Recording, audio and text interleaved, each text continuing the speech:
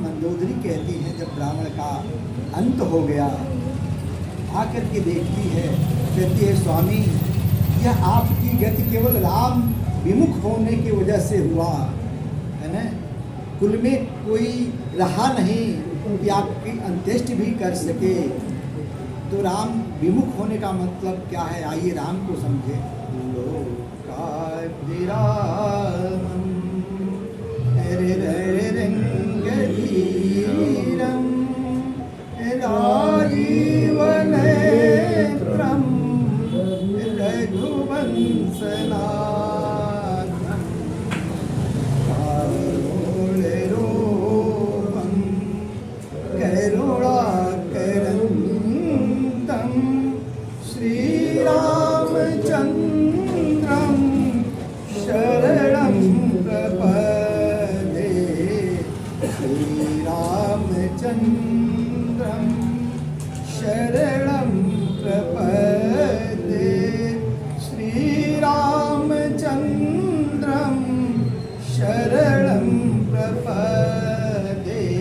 वशिष्ठ जी ने प्रतिपादित किया भगवान राम के नामकरण के समय, जो आनंद सिंध सुख राशि सीकर त्रय लोक सुपासी, जो आनंद अरे सिंध सुख राशि सीकर त्रय लोक सुपासी, सो सुख धाम। राम कौन है?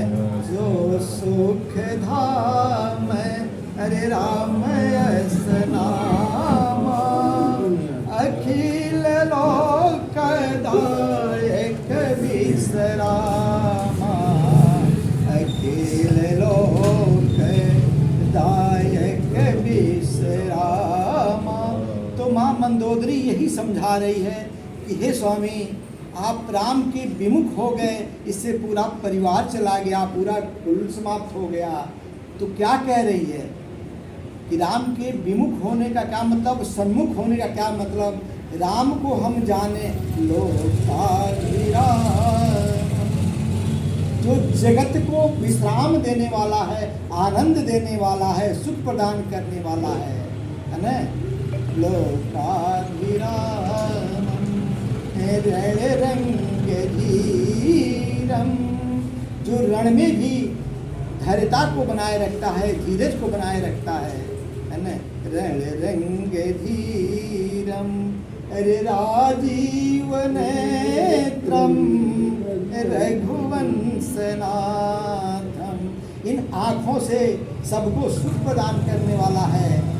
इन आँखों से किसी को आँख न दिखाया जाए, इन आँखों से किसी को तकलीफ न पहुँचाया जाए, बल्कि इन आँखों का प्रयोग जीवन में हमेशा सुख प्रदान करने के लिए। यही तो मंदोदरी समझा रही रावण को कि आपने तो सबको डरा करके रखा। हा?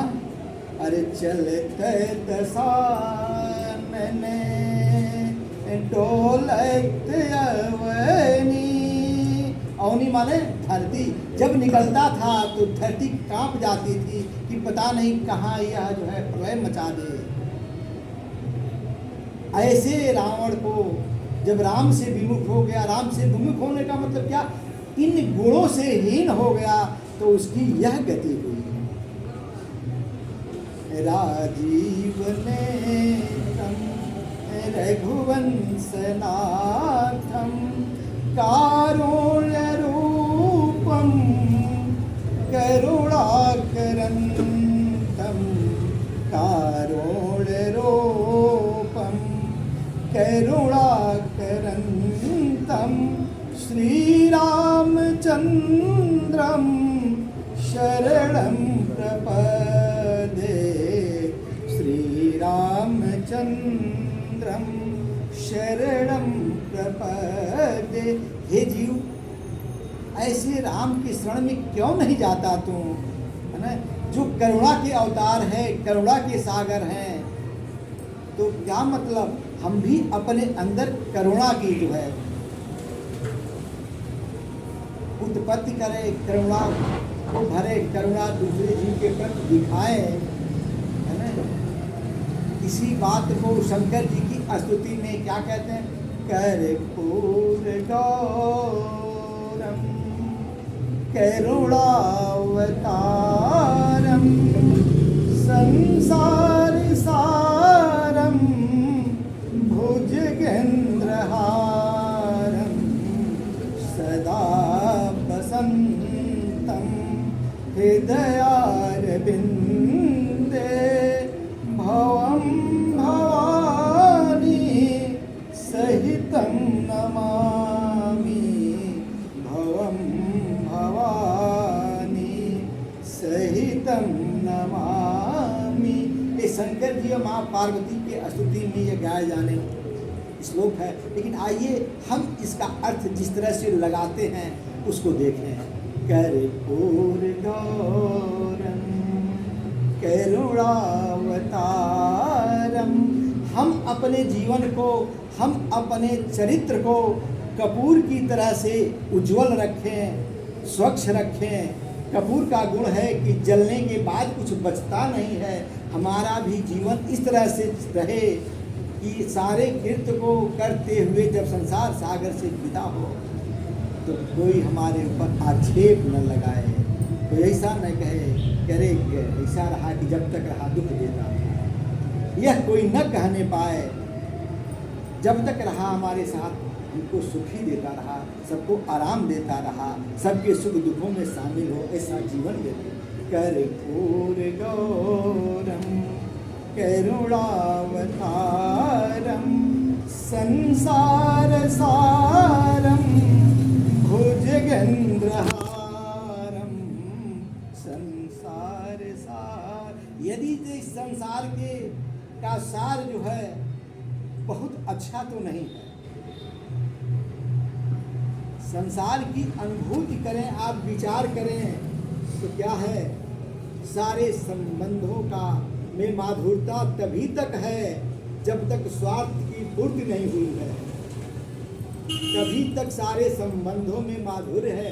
जिस दिन स्वार्थ की पूर्ति हो जाएगी उसी दिन ये संसार विष लगने लगेगा, उसी दिन व्यक्ति विष के समान हो जाएगा, उसी दिन वह मधुर नहीं रहेगा, उससे कटुता बढ़ जाएगी। तो ये संसार तो ऐसा है कि संसार सारम भोजगे। जिस तरह से ससुराल में सबसे प्रिय यदि कोई होता है तो साला होता है, सार कहते हैं ना। ससुराल में प्रिय क्या होता है? सबसे ज़्यादा साला होता है। तो ये संसार भी जो है प्रिय लगता है। कब तक प्रिय लगता है? जब तक स्वार्थ की सिद्धि नहीं होती है।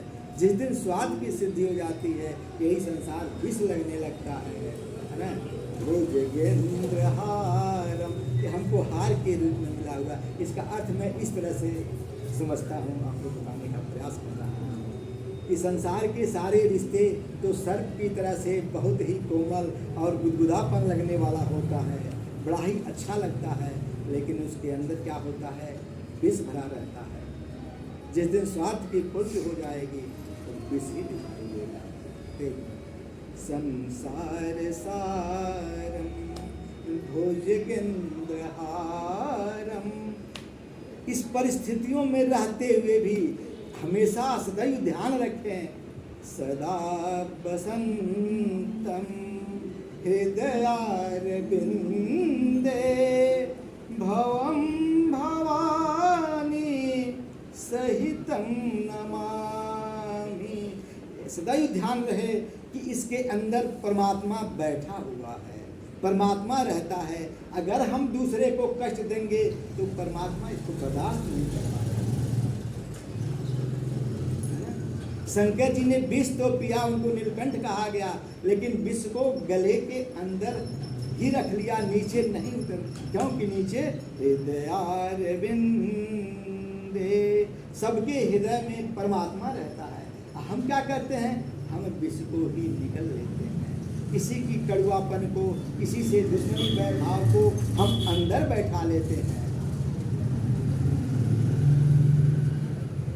कदापि अंदर परमात्मा है। जिस दिन हम प्रत्येक जीव में ईश्वर देखना शुरू कर देंगे उसी दिन हमारे सारे बैर भाव मिट जाएंगे। तो क्या होगा? सदा बसंतम, हमेशा आपके जीवन में बसंत ऋतु की तरह से उत्साह रहेगा, आनंद रहेगा। सदा बसंतम हृदयारविंदे भवम भवानी सहितम नमामि। भवम भवानी माने श्रद्धा और विश्वास। शंकर की विश्वास के रूप में है और माँ पार्वती जो है श्रद्धा है। तो जिस दिन श्रद्धा विश्वास हमारे साथ में रहेगा कि परमात्मा मेरे अंदर बैठा हुआ है, वो सब देख रहा है, किसी के प्रति हमारी दुर्भावना न उठे, किसी के प्रति कोई परिचित बात न निकले, है ना। इन आँखों को संभाल लिया जाए, आँखों से कभी किसी की गलत दृष्टि न पड़े, गलत दृश्य न देखा जाए, कानों से जो है कभी गलत न सुना जाए। परमात्मा का गुणगान सुन सकते हैं तो सुनते रहिए, जितना सुनेंगे उतना ही आनंद रहेगा। परमात्मा का लीला देखिए, है ना। वाणी से बोली निकले तो मधुर बोली निकले, किसी को तकलीफ न पहुँचे। यदि जीवन में इतना सद गया तो समझिए कि मनुष्य जन्म परमात्मा के देने की सार्थकता पूरी हो गई, जीवन सफल हो गया। नहीं तो बड़े भाग्य मानुष तन पावा। यह देवताओं को भी दुर्लभ है, यह शरीर। देवता भी तरसते हैं तो ये शरीर पा करके